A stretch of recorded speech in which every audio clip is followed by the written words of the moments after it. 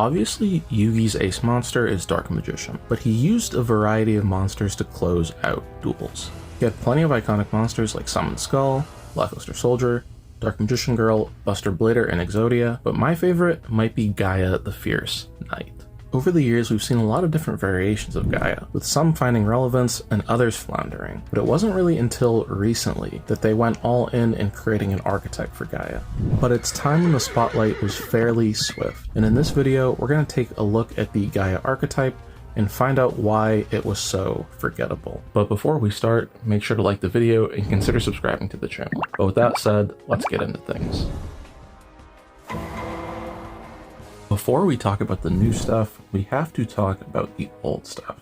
And the old stuff is actually a pretty decent foundation. And just to clarify, I won't be talking about stuff like Gaia the Force of Earth or its fusion counterparts, but those are also cool cards. Curse of Dragonfire was released in 2016's Millennium Pack. On summon, it can target and destroy a field spell, but the important effect is that it allows you to fuse using monsters you control as material, including itself. It's a way to fuse without a spell, which is always nice, but it's level 5 and it can't summon itself, so it's a little weird. Sky Galloping Gaia, the Dragon Champion, is a retrain of the original Gaia, the Dragon Champion, requiring a Gaia the Fierce Knight monster and 1 dragon monster. Its name is treated as Gaia the Dragon Champion on the field, and when it attacks an opponent's monster, it can change the battle position of that monster.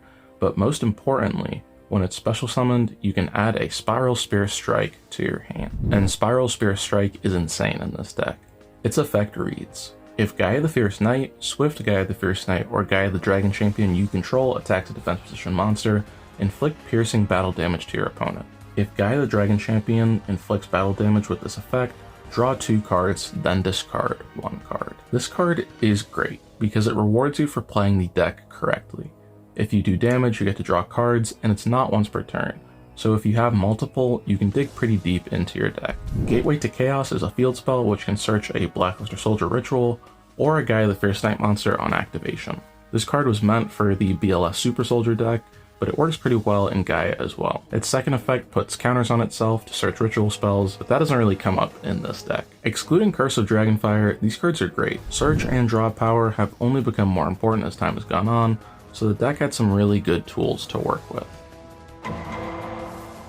Rise of the Duelist was released in August of 2020 and marked the start of a new era in Yu-Gi-Oh! Despite COVID, players were still excited for physical product, and this set did not disappoint. It introduced Fallen of Albaz, Dogmatic Archetype, Infernal Knights, and long-lasting staples like Triple Tactics Talent and Forbidden Droplet. But it was Gaia the Magical Knight of Dragon who filled the role of cover card. We got 9 new cards in the set, and the best place to start is with Gaia the Magical Knight. This is a level 7 light warrior with an effect that reads: this card is also always treated as a Gaia the Fierce Knight card. If you control no monsters or your opponent controls a monster with 2300 or more attack, you can normal summon this card without tributing. If this card is normal or special summon, you can special summon 1 level 5 dragon monster from your hand or graveyard in defense position. This is a decent starter. It can normal summon itself without tributing, which fixes a huge issue, and it can summon a dragon monster from your hand or grave. And the dragon you want to summon usually is Curse of Dragon, the Cursed Dragon. This is of course another Curse of Dragon retrain, but much better than the previous. When it's normal summoned or special summoned, you can add a spell or trap that mentions Gaia the Dragon Champion from your deck to your hand. And then if it's sent to the grave, you can target a Gaia the Dragon Champion you control and negate the effects of monsters your opponent controls whose attack is lower than the targeted monster until the end of the turn. Search effects are always great, but the second effect is great especially for going second. It's a little reminiscent of Draco Tail Malulu, but a little different. Next is Gaia the Fierce Knight Origin. This is a level 4, making it a little different from the Gaias that we're used to seeing, but it still packs a punch. You can discard a level 5 or higher monster to special summon it from your hand, and you can banish it from your grave to target a monster you control whose attack is different from its original attack, and it becomes its original attack. The last effect seems a little weird, but when we talk about the new fusion monster, it'll make a lot more sense. Soldier Gaia the Fierce Knight is a level 8 Dark Warrior with an effect that reads: quick effect, you can tribute 1 dragon fusion monster. Special summon this monster from your hand. If this card is special summoned, you can target 1 attack position monster on the field, change it to defense position. You can tribute this card, add 1 level 7 or higher warrior monster from your deck to your hand, Accept itself. I think this is one of the weaker cards, but it still has a purpose in the archetype. Its effect to summon itself by tributing a dragon fusion monster is a quick effect, so after you attack with your fusions during the battle phase, you can summon this to get in extra damage. And the final main deck monster is Artillery Catapult Turtle. By tributing itself, it can launch a Gaia or level 5 dragon straight onto the field from your hand or deck. This card is so good. It's just 3 extra copies of every other monster. The perfect consistency piece.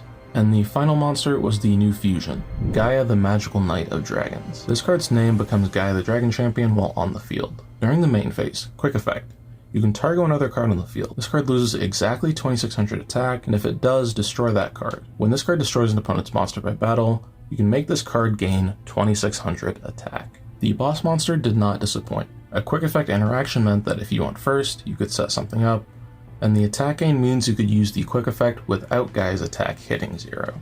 And as I mentioned earlier, Gaia the Fierce Knight Origin can banish itself to make the new fusion's attack go back to 2600 if you do reduce it to 0.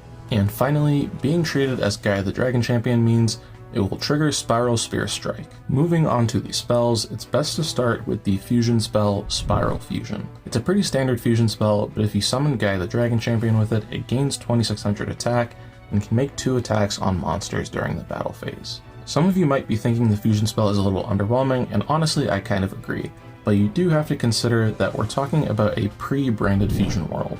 Branded fusion wasn't the first spell that let you fuse from the deck, but it certainly became the most iconic. The other spell is the field spell Galloping Gaia. It says, your opponent cannot activate cards or effects during the battle phase while Gaia the Dragon Champion is in your monster zone. You can activate one of the following effects.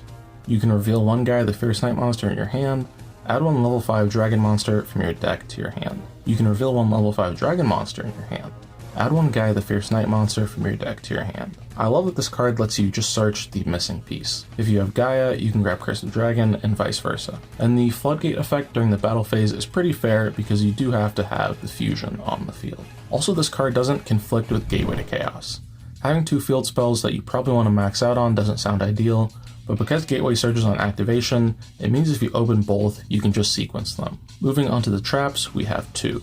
Spiral Reborn and Spiral Discharge. Reborn, as you could have guessed, can summon a level 7 or lower dragon monster from your grave, but if you summon the dragon champion with its effect, it can't be targeted or destroyed by your opponent's card effects. And Discharge says your opponent can only target Gaia the Dragon Champion for attacks, and additionally, when attack is declared involving Gaia, you can target and pop a card on the field. Both traps are fine, but I'd lean towards Reborn being a little better, as the protection effect is really good. You could definitely run one of each.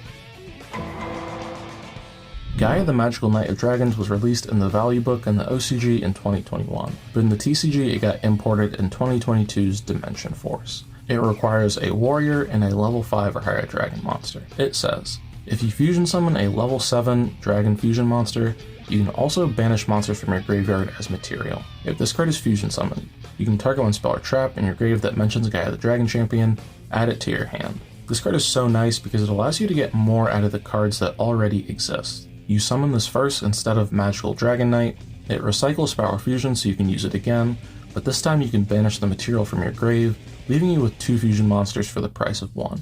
This is good, but it came a little too late. I don't think it would have made a difference in a competitive setting, but it makes the deck way better. This is usually the part of the video where I tell you why the deck sucks, but I don't know if that's appropriate in this setting. I can't really call this deck bad, and I have a few reasons as to why. 1, the deck has one real wave of support. There are plenty of Gaia cards in the game, but as we kind of mentioned previously, they have no relation to these specific cards. 2, the deck has a clear game plan.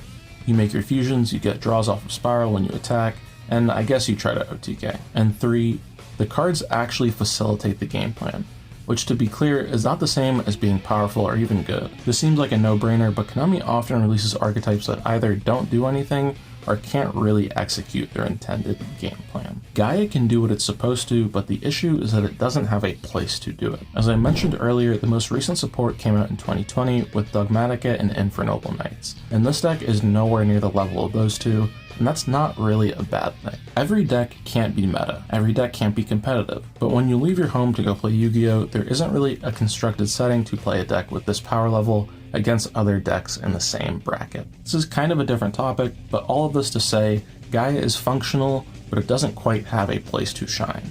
Now with that being said, I do have two small critiques. I wish there was another in-archetype main deck dragon to play. Curse of Dragon the Cursed Dragon is really good, the deck has a lot of search power, but it'd be nice to have a second option. Curse of Dragonfire is alright, but it could probably do a little more. Also, the fusion monsters requiring a Gaia the Fierce Knight monster makes them easier to summon, but on the flip side, it also means a card like Fusion Deployment and cards like it can't be used in the deck. Gaia might not be the most competitive deck out there, but if you're just looking to relive some nostalgia, or just mess around, it's not a bad option. And it's fairly accessible, so if you buy it and you realize it sucks, you don't lose too much. But that's the video.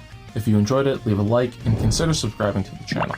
What old monster do you want to see get a new archetype? Leave it in the comments, and hopefully I'll see you in the next video.